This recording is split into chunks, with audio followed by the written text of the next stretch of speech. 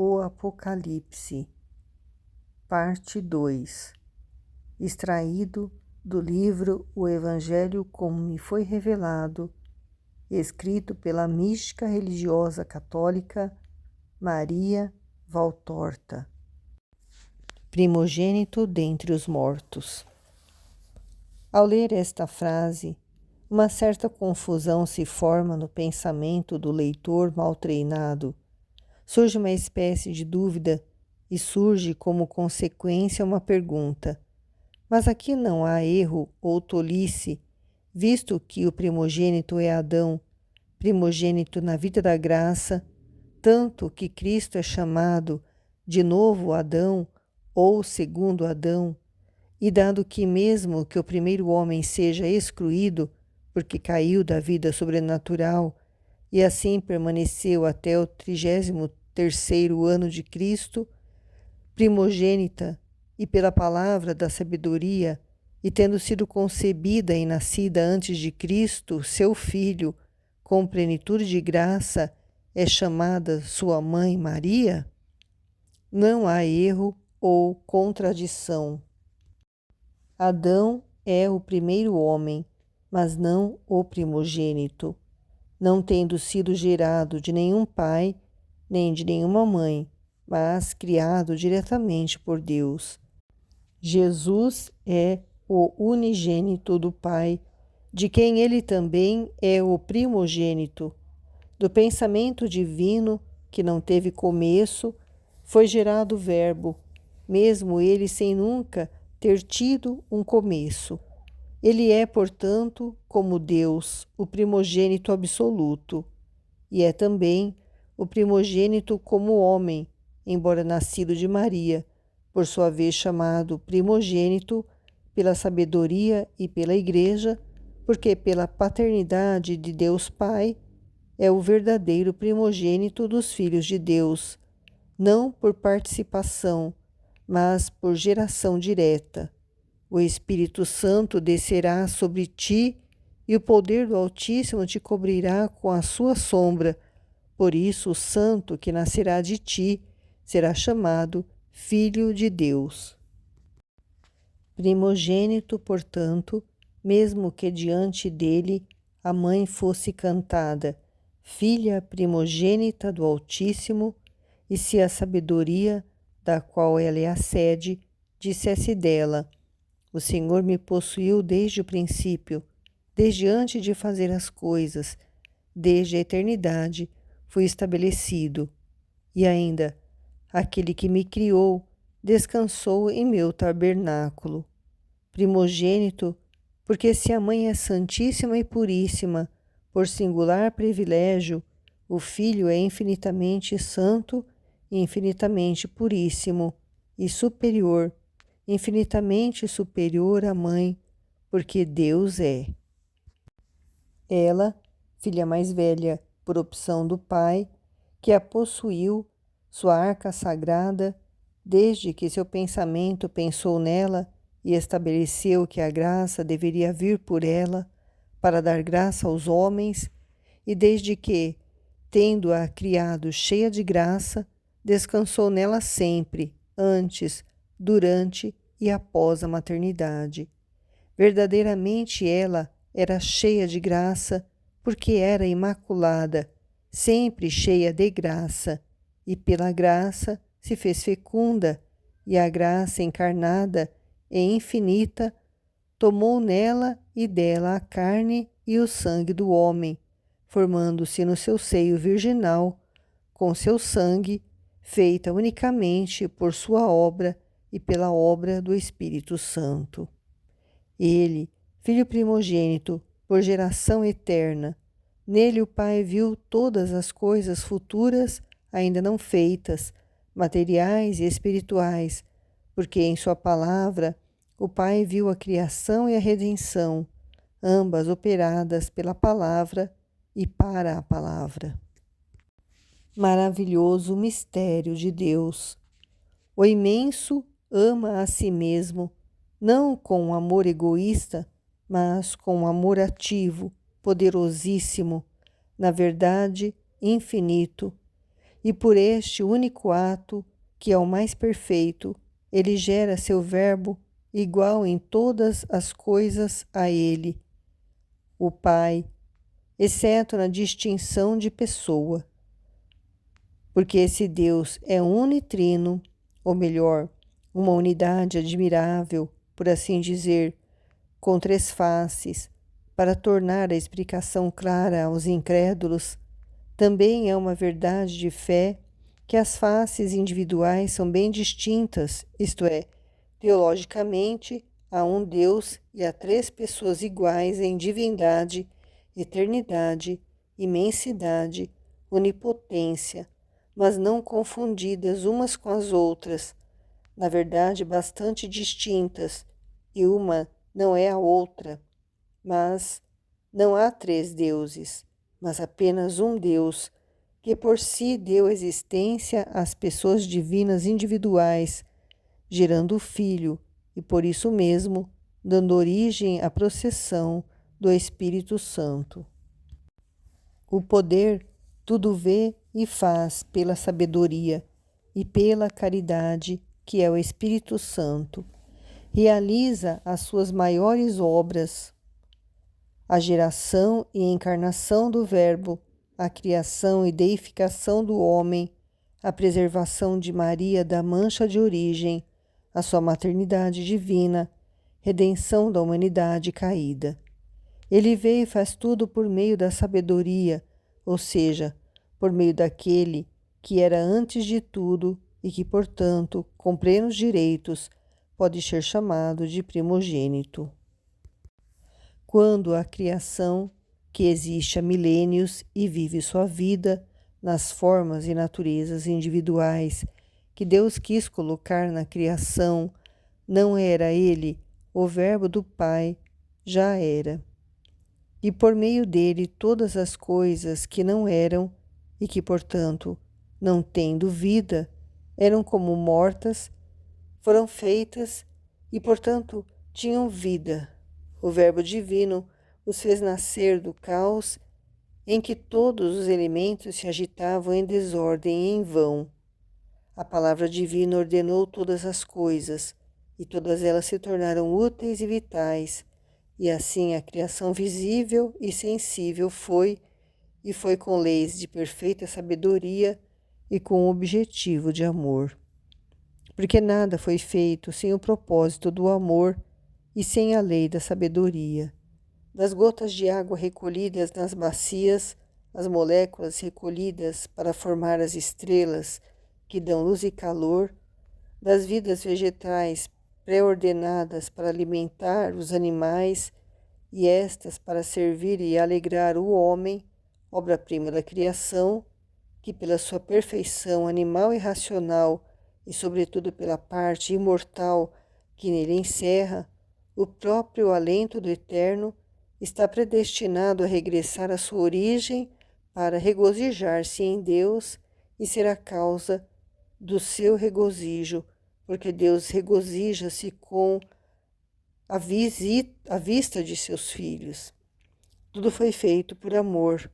um amor que, se tivesse sido sempre fielmente correspondido, não teria permitido que a morte e a dor fizessem o homem duvidar do amor de Deus por ele. A morte, isso, nas muitas coisas feitas por Deus, não havia sido feito, e a dor não havia sido feita, e não o pecado, a causa da morte e da dor. O adversário os colocou lá, na estupenda criação,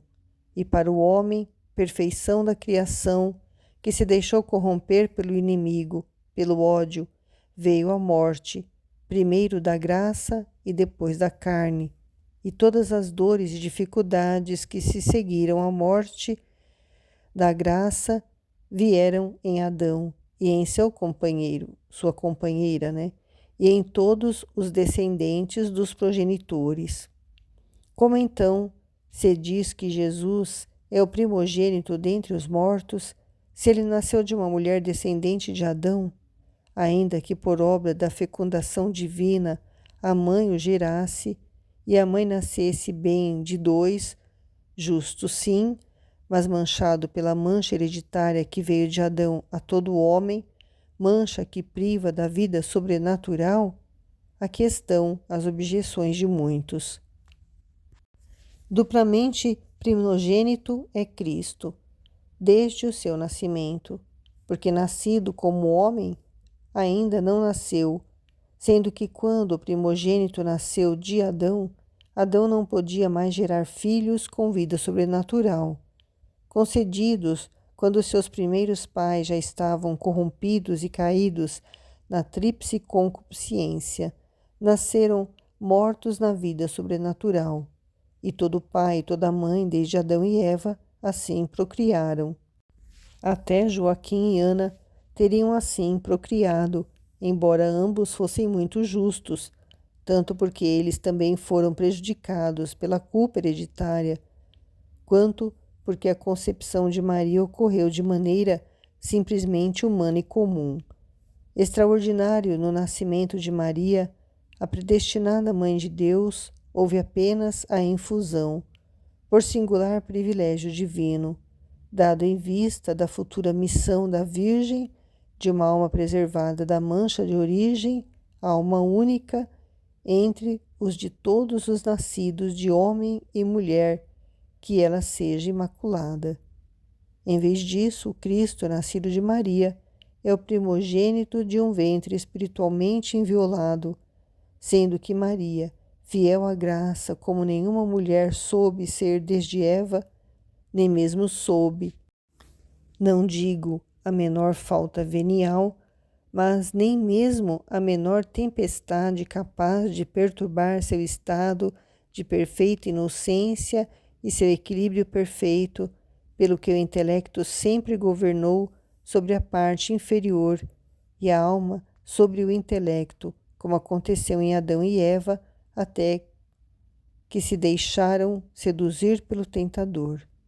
E primogênito de um seio materialmente inviolado, porque sendo Deus ao mesmo tempo aquele que a fez mãe e aquele que dela nasceu, e, portanto, dotado do dom próprio dos espíritos de penetrar e sair sem abrir uma porta ou mover uma pedra, Deus entrou nela para assumir a natureza humana e dali saiu para iniciar sua missão de Salvador, sem danificar órgãos e fibras. Assim nasceu o primogênito e único da plenitude da graça, o vivente por excelência, aquele que devolveria a vida a todos os mortos à graça. Ele nasceu não da fonte de duas carnes, mas da maneira como os filhos dos homens teriam vivido se tivessem continuado vivos na graça. Não o apetite dos sentidos, mas o santo amor a Deus, a quem consagrando os nascidos na graça, e o amor isento de malícia pela companheira, teve de regular o crescimento e a multiplicação ordenados por Deus. Apenas amor, não corrompido pela animalidade. Tendo quebrado esta ordem, Deus, para recriar o novo Adão, teve que formá-lo a partir de uma mulher imaculada, não mais com a lama que, tendo se erguido em orgulho, quis ser semelhante a Deus, mas com os elementos indispensáveis para formar um homem novo, provido apenas do puríssimo e humilde, tão humilde que só por isso já teria merecido tornar-se mãe do Verbo. E o primogênito dos mortos veio à luz para trazer luz aos que jaziam nas trevas, vida aos mortos a graça, estivessem eles ainda na terra ou já reunidos no inferno aguardando a redenção que abriria as portas dos céus. E ele também foi o primogênito daqueles que devem até com a carne voltar vivo no céu. Para ele, nascido de uma mulher imaculada e fiel à graça recebida, é verdade, com plenitude, mas não deixada como um tesouro inerte, mas sempre ativamente utilizado, com aumento constante da mesma devido à perfeita correspondência de Maria a todos os movimentos divinos ou inspirações. Mesmo só por isso, a condenação. Vós voltareis ao pó, comum a todos os culpados, desde Adão, e por causa de Adão e sua companheira, não teria sido aplicada. Até a Mãe de Deus não voltou ao pó, ficando também isenta, porque sem mancha, da condenação comum, e porque não convinha que a carne que fora arca e terra para conter o Verbo e dar ao divino gerenciados todos os elementos capazes de torná-lo o homem-deus, tornar-se-iam putrefação e pó. Mas a mãe passou da terra ao céu muitos anos depois do filho, portanto, primogênito do ressuscitado, mesmo com a carne da morte, somente Jesus é e permanece, o qual, após a suprema humilhação e a total imolação, por total obediência à vontade do Pai, teve a suprema glorificação com sua inegável ressurreição, porque muitos, e não todos os seus amigos, viram seu corpo glorificado e ainda mais o viram ascender no respeito dos anjos que depois ficaram para testemunhar essas duas verdades. Porque procurar os vivos entre os mortos? Não está mais aqui. Ele ressuscitou. Ressuscitou tão transfigurado em beleza que Maria de Magdala não reconheceu até que ele se deu a conhecer a ela. E ainda, por que você está olhando para o céu? Jesus, que vos foi tirado, subiu ao céu, e como subiu, assim voltará. Assim, e a palavra da verdade, e os anjos que não podem mentir, e a mãe cuja perfeição em tudo era inferior apenas a Deus, seu Pai, seu Filho, seu Esposo, e os apóstolos que o viram ascender, e Estevão, o primeiro mártir, e muitos outros depois dele, confirmaram que Jesus é o primogênito dos mortos, porque foi o primeiro homem a entrar no céu em sua carne.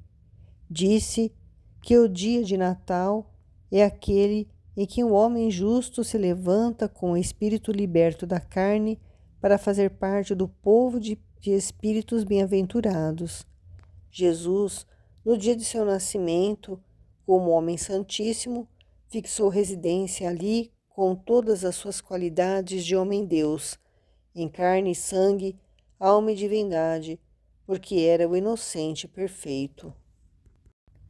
Mas há uma segunda morte, a do espírito sem graça. Um grande número de justos espera séculos e milênios pela redenção, purificando-os do pecado, para permitir-lhes entrar no reino de Deus, onde só entra quem tem vida sobrenatural. Um número ainda maior de homens que vieram depois de Cristo estão esperando para entrar nele quando sua purificação dos pecados graves voluntários for concluída, ou quando a justiça mais perfeita abrir os céus a todos aqueles que viveram e agiram com caridade e justiça, segundo a lei da consciência, servir e assim honrar a instituição que se sentiam, formando assim parte da alma da Igreja. Não se pode pensar que Deus é a caridade perfeita que criou tudo, almas, predestinando-as à graça. Exclui do seu reino aqueles que, não por causa própria, não receberam batismo. Que falta eles cometeram? Eles queriam nascer espontaneamente em lugares não católicos? As crianças mortas ao nascer são responsáveis por não serem batizadas? Deus pode se enfurecer contra todos aqueles que não são igreja no sentido estrito da palavra, mas que são, tendo recebido sua alma de Deus e morrido inocentes porque morreram no nascimento, ou tendo vivido como justos por sua tendência natural de praticar o bem, para assim honrar o supremo bem que tudo, neles e ao redor deles, testificou ser? Não. E o julgamento inexorável e muito severo dado por Deus àqueles que suprimem uma vida, mesmo embrionária ou recém-saída, prova que não é assim. proibindo-a de receber o sacramento que remove a culpa original. Porque esse rigor, senão porque há séculos e milênios essas almas inocentes estão separadas de Deus, num estado não de dor, mas nem mesmo de alegria? Pode-se pensar que o bem que predestinou todos os homens para a graça defrauda aqueles que não por eleição espontânea não são católicos? Muitas são as moradas de meu Pai no céu, disse Cristo. Quando não existir mais este mundo, mas haverá um novo mundo, um novo céu e os novos tabernáculos de Jerusalém eterna, e toda a criação racional terá sua glorificação com a exaltação do ressuscitado, que foram justos, a posse do reino, castigo eterno de Deus, mesmo aqueles que estavam unidos apenas à alma da Igreja terão sua morada no céu, porque só o céu e o inferno permanecerão eternos. E não se pode pensar que a caridade prejudique criaturas que não a merecem aos eternos punição. Jesus Cristo, entregando seu Espírito nas mãos do Pai, entrou primeiro com o seu Espírito Santo no reino da vida, no lugar de Adão, que deveria ter sido o primeiro homem a fazer parte do povo celestial, que por meio de sua prevaricação ele teve que esperar milênios para entrar com o Espírito e tem que esperar muito mais milênios para entrar com a carne reunida com o Espírito. Jesus não. No mesmo momento em que, com grande brado, tornou justo o seu espírito, a sua alma, que pela infinita caridade da sua natureza de Deus homem, tomou sobre si todos os pecados passados, presentes e futuros da humanidade, mas não da culpa que tira a graça, que é a vida do Espírito, e ele assumiu a responsabilidade de consumi-los todos. Por meio de sua imolação completa, ele foi, como toda a alma do homem, julgado pelo Pai, quem, assim como antes da consumação do sacrifício, tratou aquele que não conheceu o pecado como se fosse o próprio pecado. Assim, depois de tudo consumado, ele o exaltou e lhe deu um nome que está acima de todo outro nome, tal que no nome de Jesus todo joelho se dobre no céu, na terra e no inferno, e toda língua confesse que o Senhor Jesus Cristo está na glória de Deus Pai. E julgada a sua alma humana, alma que atingira a perfeição, logo se alegrou no Senhor e nele descansou, até o momento em que, reunida ao corpo, fez o glorioso ressuscitado dos vivos, que fora feito morto. O primeiro glorioso ressuscitou também com a carne, o primeiro homem nascido no céu em corpo e alma, primícia dos ressuscitados, promessa de ressurreição aos justos e penhor de posse do reino, do qual ele é rei e herdeiro primogênito. É sempre ao primogênito que é dada a herança do Pai, aquela herança que ele estabeleceu para seus filhos. E para que todos os irmãos de Cristo possam participar desta herança eterna, sagrada e real, ele os vincula em um santo testamento, escrito com seu próprio sangue, e para que os homens tomem parte no reino que o Pai lhe deu e que ele aceitou para o dar aos seus irmãos homens, deixou-se dar-lhe a morte, porque sua morte do testador dá valor à vontade. Jesus, o primogênito de muitos direitos de primogenitura, assim primeiro tomou posse do reino, onde ele é Rei dos Reis e Senhor do século eterno, de acordo com a vontade do Pai, daquele que é todo-poderoso, o Alfa e o Ômega, o princípio e fim, poder, sabedoria e caridade, daquele que sabe tudo o que faz, e tudo o que faz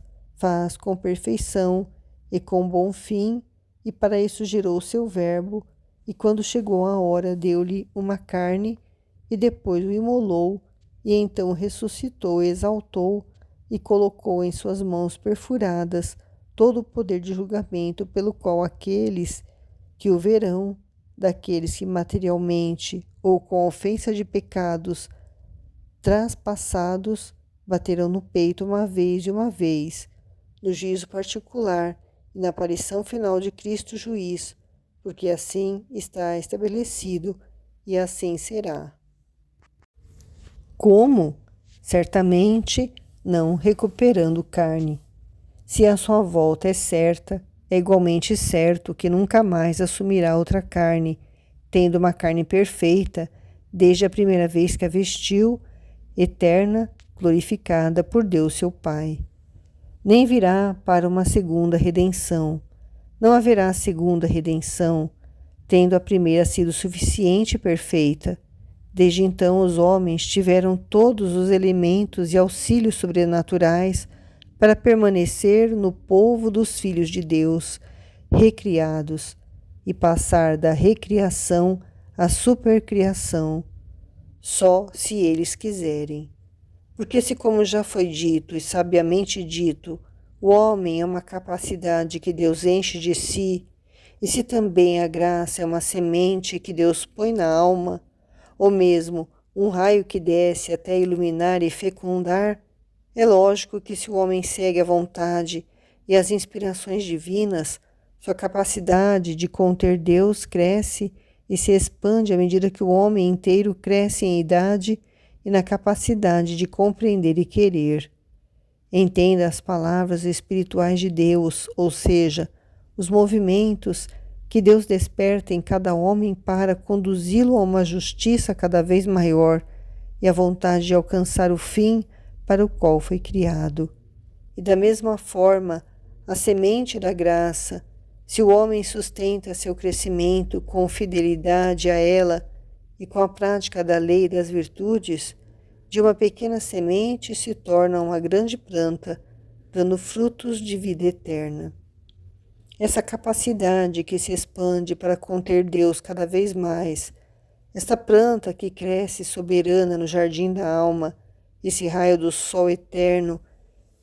que de raios se torna um oceano de luzes, quanto mais o homem se eleva em direção ao Pai das luzes, traz o homem, recriado pela graça, obtida pelos méritos de Cristo, a sua supercriação, ou seja, a sua identificação com Jesus, assumindo uma nova humanidade, a seu exemplo e forma.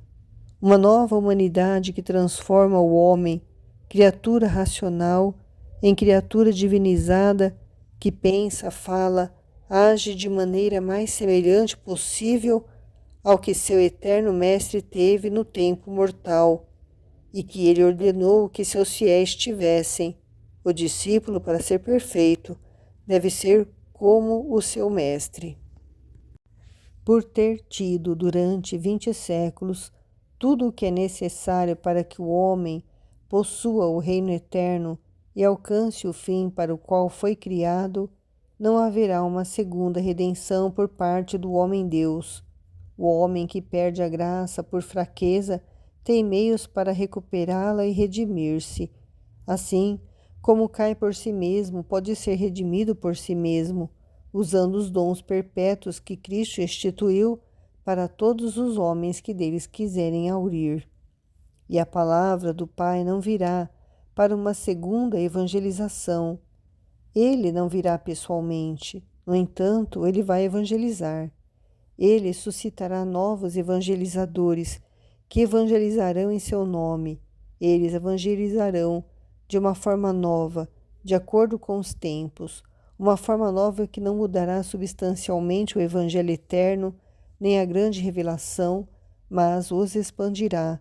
completará e os tornará compreensíveis e aceitáveis também para aqueles que, devido ao seu ateísmo ou à sua descrença em Novissime e em muitas outras verdades reveladas, eles citam a razão de que eles não podem acreditar em coisas que não entendem, nem amar seres dos quais se sabe muito pouco, e esse pouco é tal que assusta e desencoraja em vez de atraindo e encorajando. Novos evangelizadores. Na verdade, eles já estão lá. Mesmo que o mundo os ignore em parte e se oponha a eles em parte, mas eles serão cada vez mais numerosos, e o mundo, depois de ignorá-los, zombar ou opor-se a eles, quando o terror se apoderar dos tolos que agora zombam dos novos evangelizadores, se voltará para eles para que sejam força, esperança, luz nas trevas, no horror, na tempestade da contínua perseguição dos anticristos. Porque se é verdade que antes do fim dos tempos surgirão cada vez mais falsos profetas como os servos do anticristo, também é verdade que Cristo, o Senhor,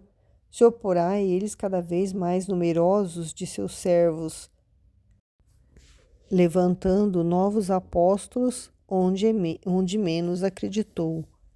E visto que a misericórdia infinita, por piedade dos miseráveis oprimidos pela tempestade de sangue, de fogo, de perseguição,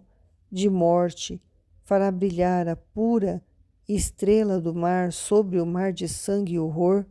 Maria, que será a precursora de Cristo em sua última vinda, estes novos evangelizadores evangelizarão Maria, na verdade, muito deixada na sombra pelos evangelistas e pelos apóstolos e todos os discípulos, enquanto um conhecimento mais amplo dela teria ensinado muitos, evitando tantas quedas,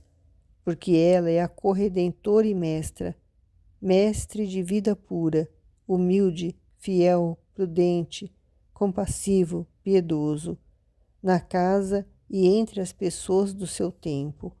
mestre sempre, ao longo dos séculos, digno de ser tanto mais conhecido quanto mais o mundo desce para a lama e a escuridão, de ser tanto mais imitado para trazer o mundo de volta para o que não é escuridão e lama. Os próximos tempos serão tempos de guerra, não só material, mas sobretudo de guerra entre a materialidade e o espírito. O anticristo tentará arrastar criaturas racionais para o pântano de uma vida bestial. Cristo tentará impedir esta negação, não só da religião, mas também da razão, abrindo novos horizontes e caminhos iluminados por luzes espirituais, despertando em quem não a rejeita abertamente um poderoso despertar do espírito, um despertar auxiliado por esses novos evangelizadores, não só de Cristo, mas da Mãe de Deus. Eles levantarão a bandeira de Maria, eles levarão a Maria, e Maria, que já foi causa e fonte indireta, mas sempre poderosa da redenção do homem, será novamente, porque ela é a santa adversária do pérfido adversário, e seu calcanhar será destinado a esmagar o dragão infernal em perpetuidade, como a sabedoria, que fez seu quartel-general, esta destinada a vencer as heresias que corrompem as almas e os intelectos. Naquele tempo que está por vir, quando as trevas contenderão com a luz, a bestialidade com o espírito, a satanidade com os filhos remanescentes de Deus, Babilônia com a Jerusalém celestial e as concupiscências da Babilônia, as tríplices concupiscências, transbordarão como águas fétidas e incontidas, infiltrando-se por toda parte, até na casa de Deus, como já foi e como se diz terá de voltar a ser, naquele tempo de separação aberta entre os filhos de Deus e os de Satanás, em que os filhos de Deus terá alcançado um poder de espírito até então nunca alcançado, e os de Satanás um poder do mal tão vasto que nenhuma mente pode imaginar o que realmente será, a nova evangelização virá, a nova evangelização plena, que por enquanto tem os primeiros despertares adversos. e fará grandes milagres de conversão e perfeição, e grande ânsia de ódio satânico contra o Cristo e a mulher, mas ambos não podem ser alcançados por seus inimigos. Não seria conveniente ou útil se fossem. Não se pode causar uma ofensa suprema a Deus atingindo os dois mais queridos por ele, o filho, a mãe, que já, em seu tempo, sofreu todas as ofensas mais odiosas e dolorosas, mas que agora, já glorificado por séculos, não poderia nem sem imediata retribuição divina horrenda sobre os ofensores para serem ofendidos. Por isso, com novos meios, a extrema evangelização será realizada no modo e no momento certo, e aqueles que anseiam por luz e vida as receberão, plenas, perfeitas, dadas com um meio conhecido apenas pelos dois doadores, por Jesus e Maria. Somente aqueles que escolheram para si as trevas e a lama, a heresia e o ódio a Deus e a Maria, ou seja, os que já morreram antes de morrer, os espíritos pútridos, os espíritos vendidos a Satanás e seus servos, ou seja, os precursores do Anticristo e dele mesmo, eles tenham escuridão e lama e tormento e ódio eterno, como deveria ser, quando aquele que está por vir vier. Jesus, em seu corpo glorificado, de beleza inconcebível, é e não é diferente do que foi na terra. É diferente porque todo corpo glorificado assume uma majestade, uma perfeição que nenhum mortal, por mais belo, majestoso e perfeito que seja, pode ter. Mas não é diferente porque a glorificação da carne não altera os traços da pessoa. Então, na ressurreição do corpo, aquele que era alto será alto, aquele que era esguio será esbelto, aquele que era forte será forte, e os louros, os morenos, assim por diante. Porém, as imperfeições desaparecerão, porque no reino de Deus tudo é beleza, pureza, saúde e vida, assim como ficou estabelecido que também o seria no paraíso terrestre, se o homem não trouxesse o pecado, a morte e as dores de toda espécie, das doenças ao ódio, entre homem e homem. O paraíso terrestre era a figura material do que será um paraíso celeste habitado pelos corpos glorificados. Os aspectos naturais do paraíso terrestre também estarão no celestial, isto é, no reino eterno, mas estarão lá de forma sobrenatural. Assim o sol, a lua, as estrelas, que eram luzes de diferentes poderes criadas por Deus para iluminar a morada de Adão, serão substituídas pelo sol eterno, pela preciosíssima e pura lua, pelas inumeráveis estrelas, isto é, por Deus luz, que de sua luz veste Maria, cuja base é a lua e coroa as mais belas estrelas do céu. Por Maria, a mulher de nome estelar, que venceu Satanás com a sua pureza imaculada. Pelos santos, que são as estrelas do novo céu, o esplendor de Deus sendo comunicado aos justos. Verdadeira vida para aqueles que a perderam, a cruz da qual pendia o santíssimo fruto que dá vida e onde veio o remédio para todas as doenças do eu, que podem dar a verdadeira morte, será substituída pelas árvores, aqui e além o rio, de que se fala no Apocalipse. Todas as imperfeições vão desaparecer, eu disse. Os habitantes da Jerusalém Celeste, que já atingiram a perfeição e não são mais suscetíveis de cair, porque na cidade de Deus, assim como não podem entrar os pecadores que ainda estão impuros,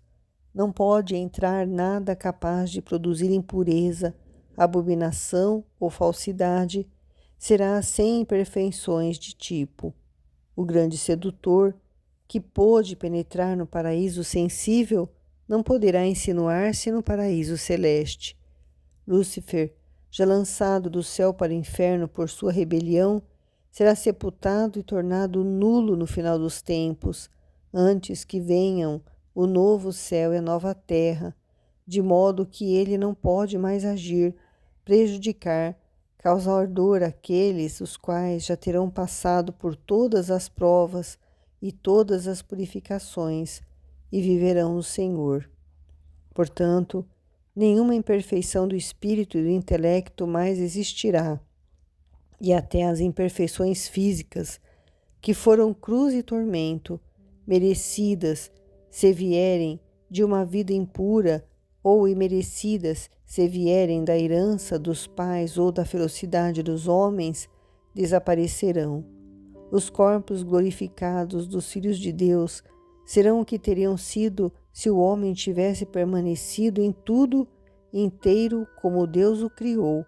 perfeito nas 3 partes que o compõem, tão perfeito como foi feito por Deus. Jesus, o homem-Deus, perfeitíssimo porque Deus encarnado, inteiro porque inocente e santo, sem lesão em nenhuma das partes, seja deficiência ou vergonha, porque as 5 chagas são gemas de glória e não marcas de infâmia, tão brilhantes, sendo luz como Deus, sendo mais glorioso como um homem santo, para aparecer branco na carne, roupas e cabelos, como se tornou no Tabor, na batina, porque sacerdote para sempre, segundo a ordem de Melquisedeque, ou seja, por direta ordenação divina, assim feito pelo Pai, com faixa de ouro como pontífice para sempre, aparecerá a todos, como era como homem, e todos o reconhecerão, e como é tão glorioso por ter, por obediência ao amor, provou a morte para dar vida a todos, e os bem-aventurados se alegrarão em vê-lo. Continua na parte 3.